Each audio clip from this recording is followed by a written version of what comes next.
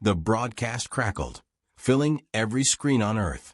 The Galactic Empire's supreme commander, a tall, gray-skinned figure with cold, unblinking eyes, appeared before them.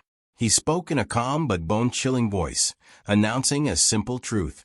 Humanity was to be extinguished. Elite assassins would soon arrive, he said, trained to dismantle resistance with efficiency and speed. Countless civilizations had fallen before them. Earth would be no different. In government bunkers and secret military rooms, Earth's leaders watched the message play, each face more grim than the last. They knew the Empire's assassins were not just soldiers. They were living weapons, bioengineered and armed with technology beyond Earth's grasp. Conventional defenses were futile, and every countermeasure Earth had ever relied on seemed laughably primitive against what was coming.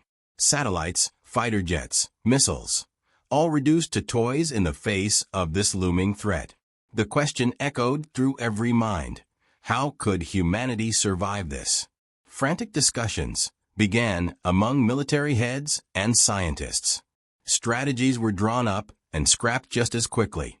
The Empire's assassins didn't just defeat opponents. They dismantled entire societies with ruthless precision. Humanity needed an edge, a power that transcended physical and technological limitations. Then one voice, a figure known only as the defense minister, spoke up, breaking the room's tension with a suggestion that bordered on insanity. If Earth's weapons couldn't stop these assassins, what about something the Empire wouldn't expect? Something more ancient, primal. A power that wasn't bound by the laws of physics or technology. They would summon Dracula. The room went silent.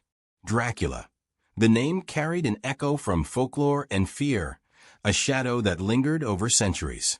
This was not the sanitized vampire of fiction. This was Vlad Dracula, the warlord who once ruled the dark forests of Eastern Europe, a creature of darkness and unspeakable violence. To call him an ally was madness. But with annihilation imminent, madness seemed their only option. Hours later, deep within an undisclosed location, an elite team gathered in a dimly lit chamber surrounded by ancient relics and faded symbols. The ritual was a blend of science and sorcery, the result of decades of secretive research into Earth's most arcane myths. Chanting filled the air, soft at first, then rising to a fever pitch. Darkness seemed to swallow the room, chilling the air as an unnatural force began to gather. Then, from the shadows, he emerged. Dracula, tall, pale, and exuding an aura of command and menace. His eyes gleamed with intelligence and hunger. This was no mere human. This was a predator from a time when Earth itself trembled in fear of his name. He looked at the gathered humans with mild curiosity and perhaps a hint of disdain, clearly intrigued by this new world he had been summoned into. But Dracula, ever the pragmatist, wanted answers. Why had they called him from his eternal slumber? The defense minister stepped forward, his voice steady despite the fear that gripped him. He explained the situation, the imminent threat from the alien assassins, and the certain doom that awaited humanity without Dracula's help. There was no pleading, only a cold, calculated appeal. He offered Dracula freedom, a chance to reclaim a kingdom on Earth, to rule once again, should he agree to fight for them. Dracula's gaze lingered on the defense minister, his expression inscrutable. Freedom and power, the taste of conquest once again. He could almost hear the cries of this new world, feel its fear, taste its blood. Slowly, a smile crept onto his face, a smile that chilled everyone in the room. He accepted, his voice low and silky, with a sinister edge. He would fight, but not for humanity's sake. He would fight because he could feel the thrill of it, the thrill of being unleashed upon a worthy foe once more. With a final nod to the defense minister, he stepped back into the shadows, his form blending into the darkness as silently as he had appeared. For Dracula, this was more than a simple bargain. This was a promise of carnage, a path paved in blood, a feast laid out before him. And Earth, trembling with the knowledge of its impending fate, had just made a pact with a devil to face down the monsters at its doorstep. The sky darkened as the alien assassins touched down, their landing sending tremors through the earth. They emerged from sleek, ominous craft, each one a towering figure, engineered for death. Their skin was armor-like, their limbs reinforced with alien metal, and their weapons emitted an eerie, pulsing glow. Each movement was mechanical, precise, and imbued with a calculated cruelty. They scanned the landscape, their blank, expressionless faces coldly surveying their new hunting ground. Humanity, to them, was merely another species to conquer and annihilate. Across the field, Earth's initial defense team waited, soldiers armed with Earth's most advanced weapons, but visibly shaken. Orders were given, and volleys of gunfire erupted, their sounds echoing across the valley. The assassins barely reacted. With swift, almost disinterested movements, they turned their weapons on the humans, releasing beams of energy that cut through the soldiers as if they were nothing but paper. Limbs, bodies, even the strongest armor disintegrated in seconds. The brutal efficiency with which the assassins moved, their complete indifference to the resistance they faced, left the air thick with despair. Humanity's best was no match. The assassins hadn't come to fight, they'd come to exterminate. From a hidden vantage point, Dracula observed the scene, his eyes gleaming with a dark fascination. He watched the alien assassins at work, studying their precision, their deadly methods.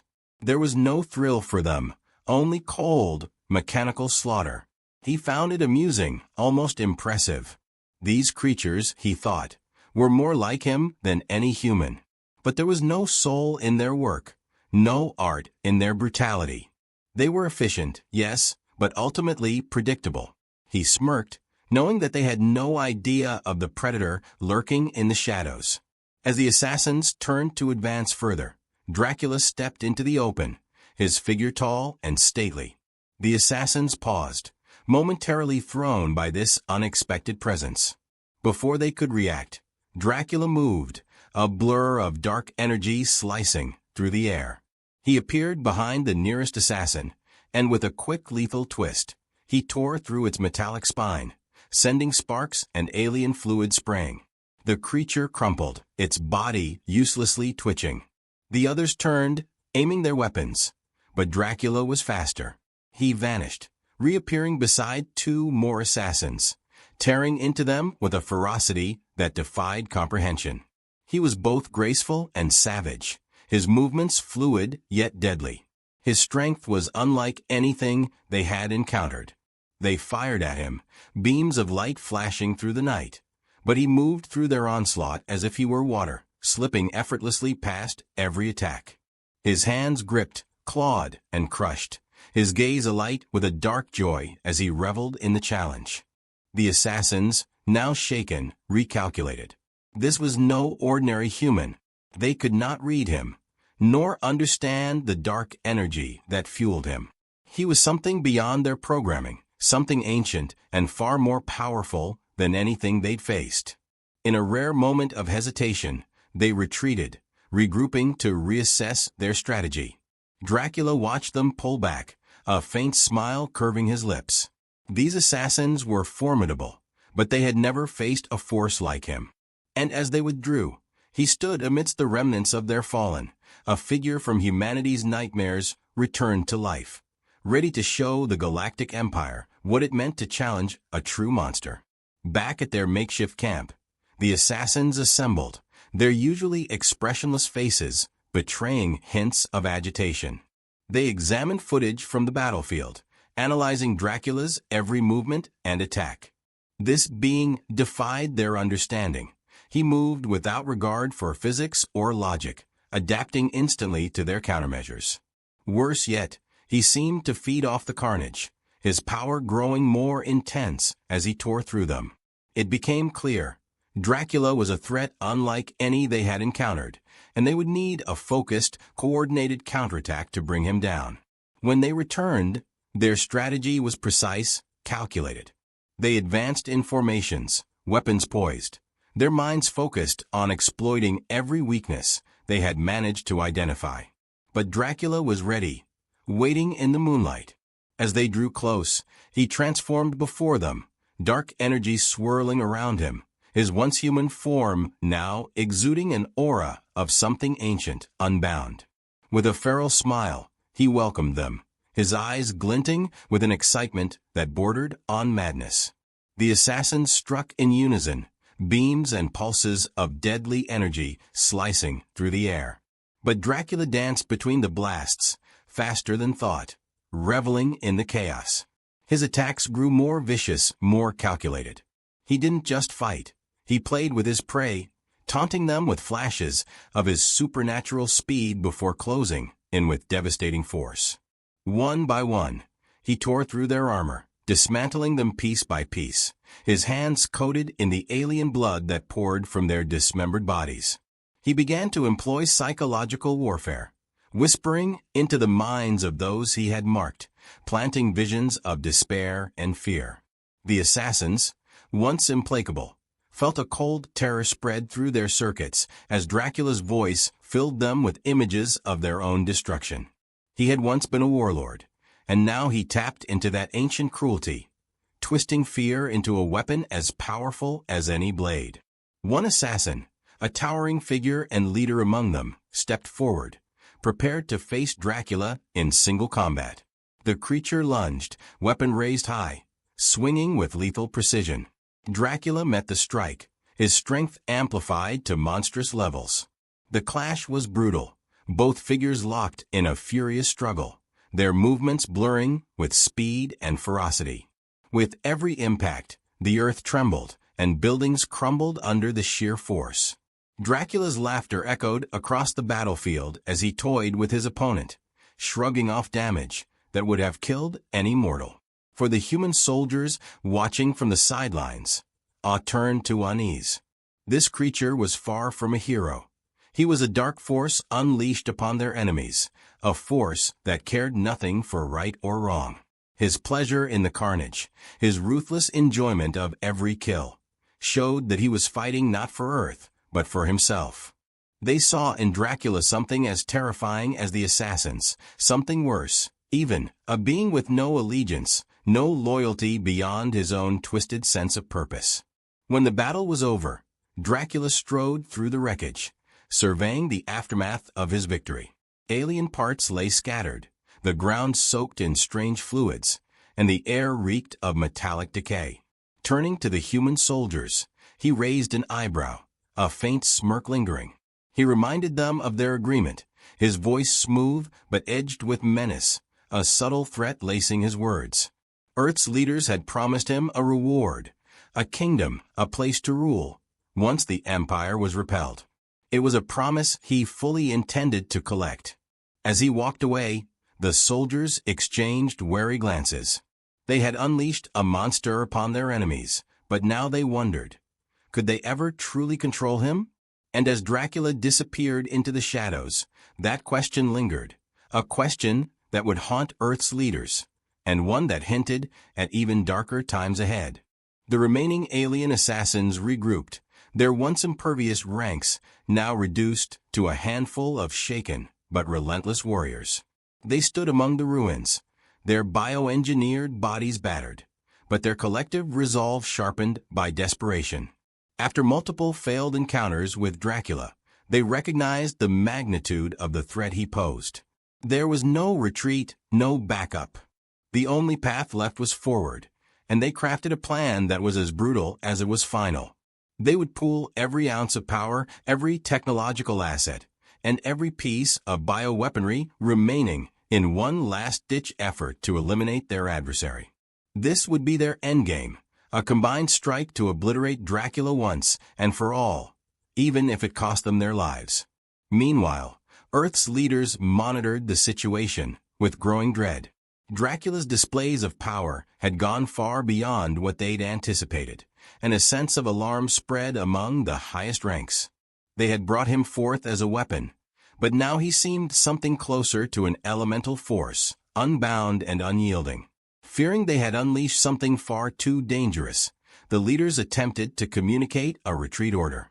They asked Dracula to stand down, to leave the assassin's final attack unchallenged, fearing his rage might soon turn on humanity itself. But Dracula only scoffed at their words. This was no mere battle for him. It was a war he intended to finish. He had tasted the thrill of this new world's blood and chaos, and a primal desire drove him to crush his foes utterly.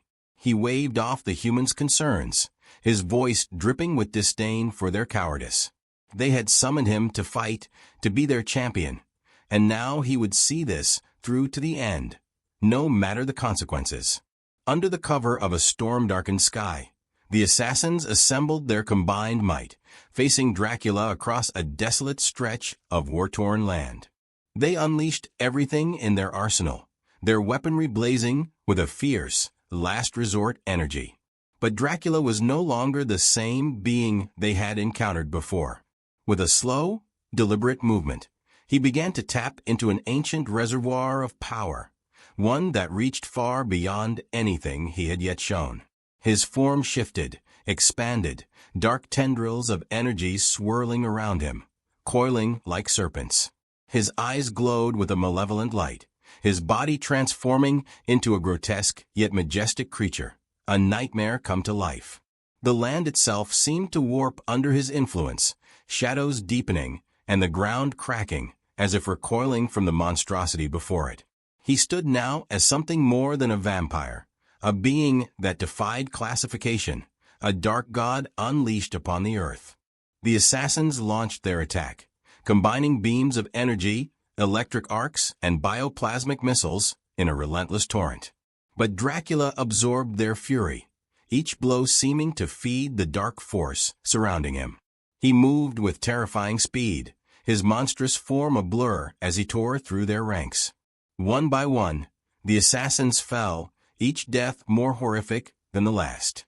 Dracula wielded his power with an elegance that belied its brutality, dismantling their armor, their weaponry, their very bodies with a ferocity that bordered on sadistic joy. His laughter filled the air, mingling with the sound of destruction, and even the remaining assassins began to falter, gripped by a primal terror they had never experienced. Their technology, their engineering, their strength, all of it was meaningless in the face of this apocalyptic force. When the last assassin fell, reduced to a broken husk beneath Dracula's feet, the battlefield lay silent, shrouded in darkness. Dracula stood victorious, his monstrous form still radiating an energy that twisted the very air around him.